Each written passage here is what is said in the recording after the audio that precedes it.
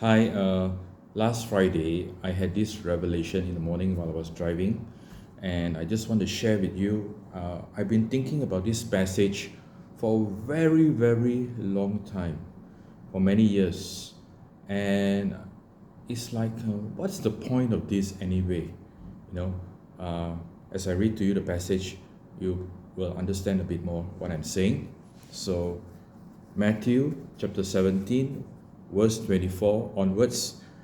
When they had come to Capernaum, those who received the temple tax came to Peter and said, "Does your teacher not pay the temple tax?"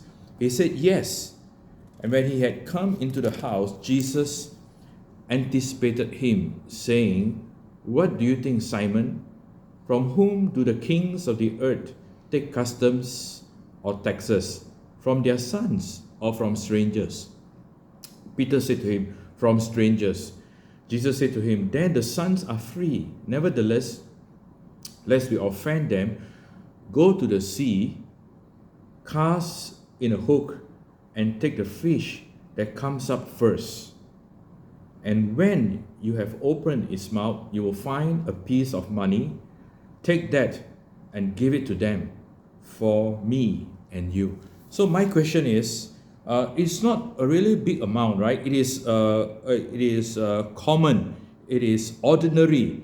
It's not like you have to be super rich to pay the temple tax.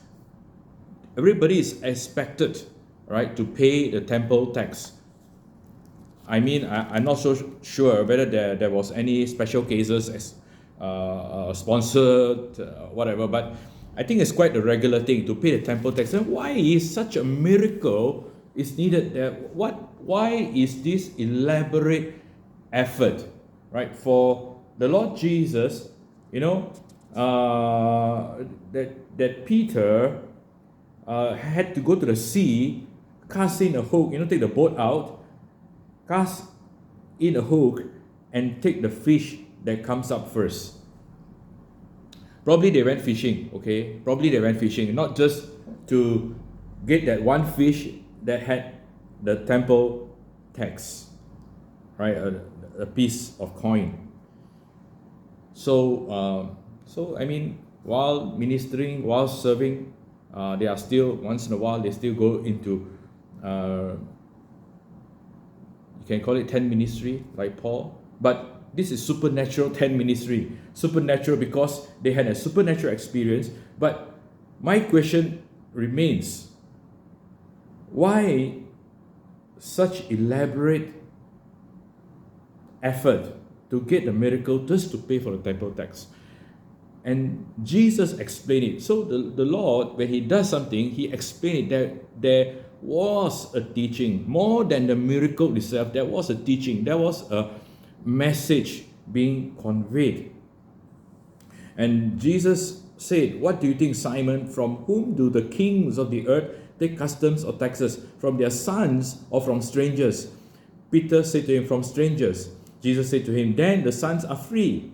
Nevertheless," you see, there's such a humility. The creator of the heaven and earth, God himself, right, had to pay tax to go into his own house, a house dedicated to him, the synagogue. And there's such humility, such humility, and I really got this revelation, the teaching through this instance, this incident, was humility. The Son of God, the Son of Man, willing to humble himself, to go to such an extent to pay the temple tax. I mean, they didn't have to go to the synagogue, right? Okay, they didn't have to go to the temple. Okay, so I'm so sorry, it's not the synagogue, it is a temple. So I had to check the Greek, whether the temple here means the big temple or the synagogue. So I'll check it. But in any case, uh, I just want to share my three testimonies.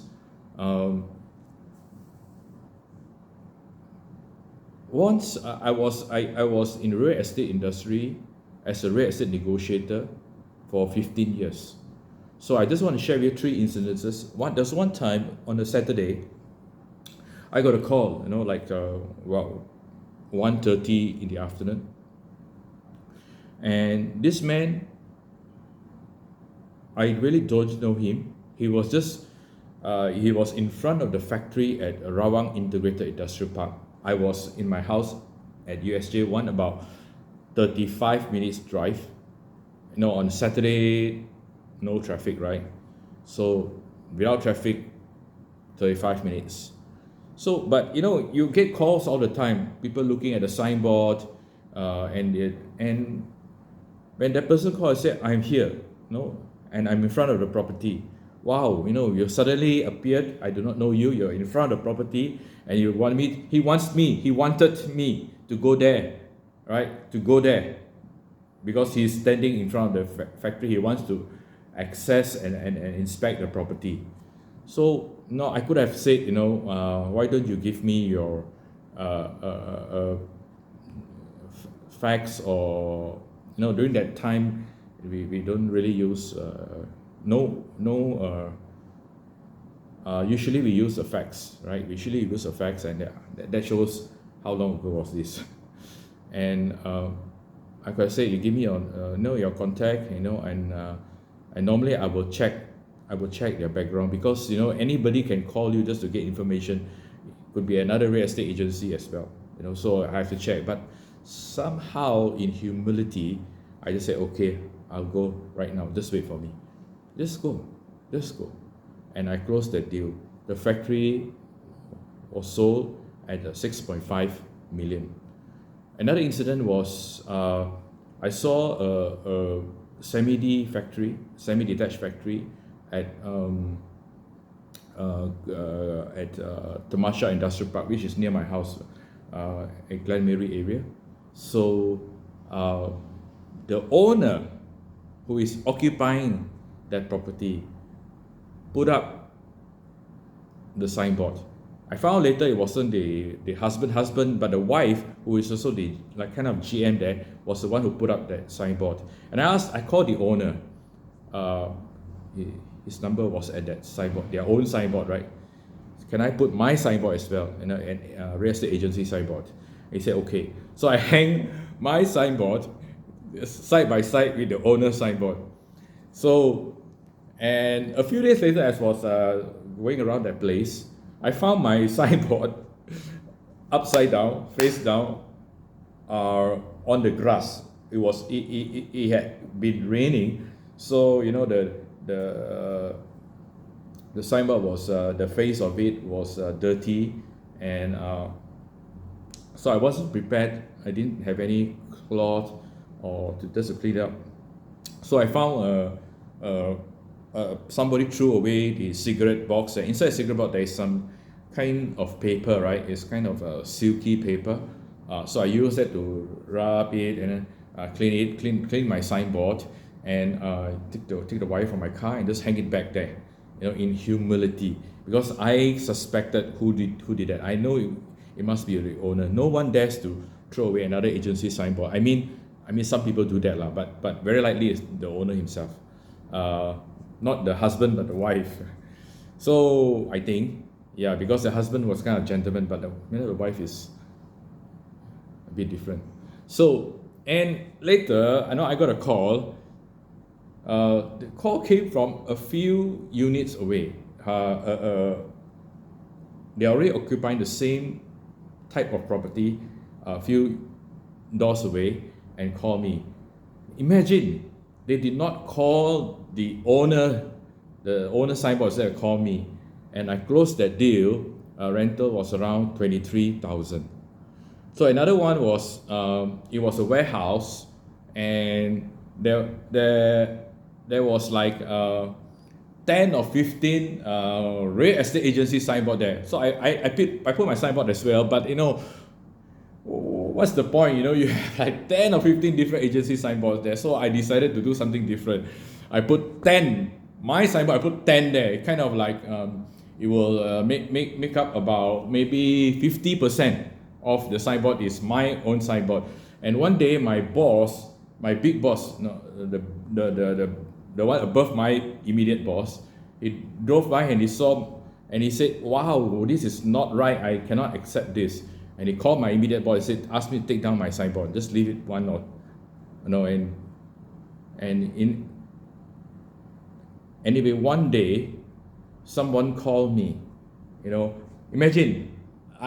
Now I don't have my 10 signboards there. I have probably maybe 2 or 3 there, with many signboards. And some agencies have like 2 or 3 signboards there. You know, because it's a big property, it's a long warehouse, right? So you got to put the front, the middle, the back, this, you know, left, right, center.